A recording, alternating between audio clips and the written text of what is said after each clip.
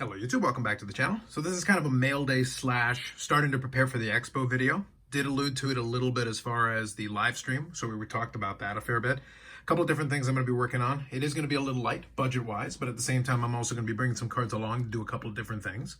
One of them that is going to be is that Macho Man card in the back. I'm probably going to get that submitted into PSA. I'm going to see if they can hold that.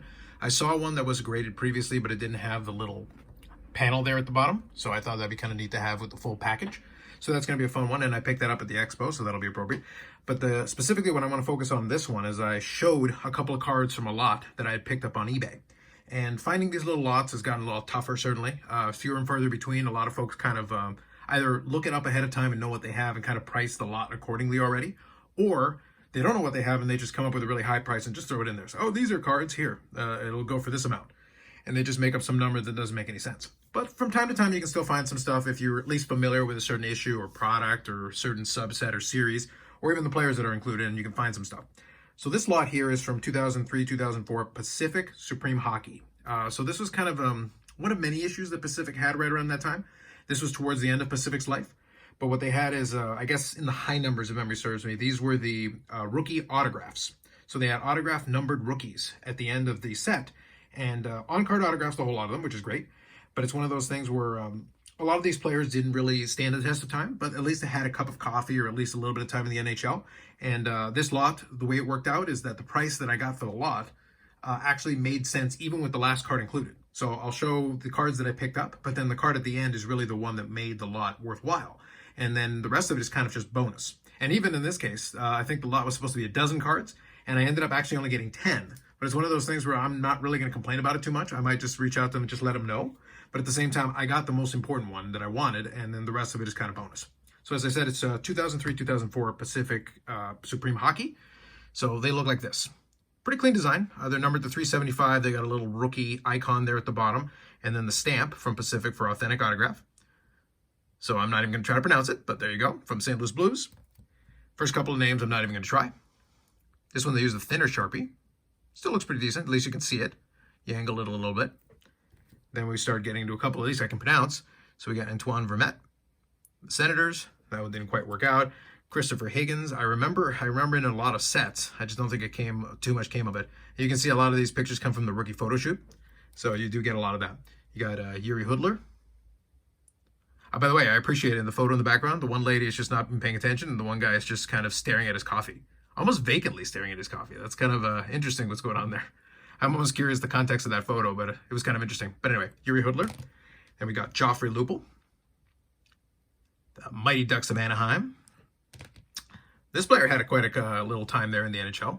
He was pretty popular. Jordan Tootoo. So if any of you remember from that time period, there's quite a bit going on with Jordan Tootoo.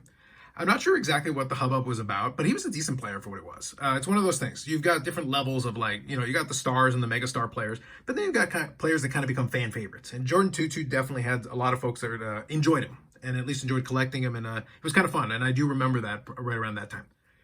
So here's another one. We got Nathan Horton. Getting our photo shoot jersey. Just a photo shoot picture, I should say. And we got Dustin Brown. So we'll include that one here. And like as I said, they do include a couple of at least in-game action. So you got the Tootoo and the Dustin Brown with that. And this next one here was a photo shoot picture as well. But this is the key one for the lot. This was the Marc-Andre Fleury. As I kind of mentioned in the live stream, the Marc-Andre Fleury is kind of an interesting situation because, you got a player who next year is going to be chasing after Patrick Waugh for the second most goaltender wins all time. I don't think he's in any position at all to catch Brodeur because Brodeur is right just under 700 wins. But nonetheless, passing Waugh and being second all time, that's very impressive. 3 Stanley Cups, that's very impressive. But he's had a little bit of an interesting career in kind of the way he's ended up being almost a journeyman, especially towards the latter portion of his career playing for a bunch of different teams, despite the pedigree, despite having a Vezina.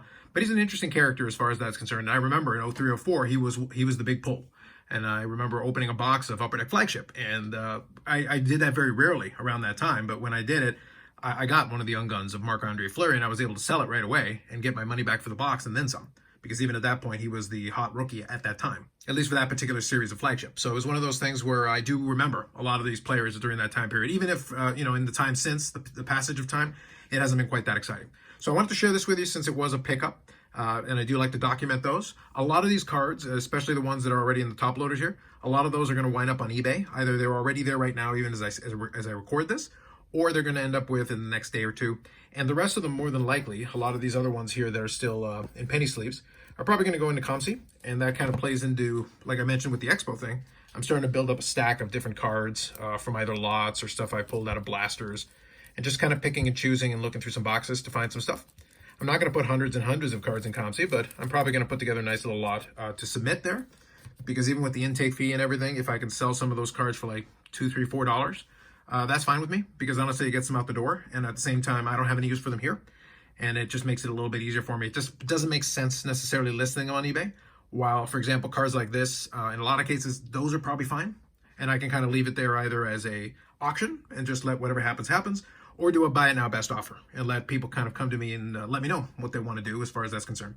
But either way, I think a couple of the main cards here should actually get me back everything for the lot and then some. And then we'll kind of play it year by year from there. That's why I say the COMC one might just be adding a little icing on the cake, and then they can sell whenever they sell, and that's fine. So I do try to pick up a lot here or there if the opportunity presents itself, and this one turned out to be a decent one anyway. So that's it for this one. That's my story, and we're going to do some more videos coming up. I'll try to do a couple of videos here in the lead into the Expo as I kind of start preparing for it. This is kind of the first mention of me doing a little bit of prep work. I'll probably do at least one video talking about some of the other stuff I'm working on or what I'm planning on as far as the Expo is concerned.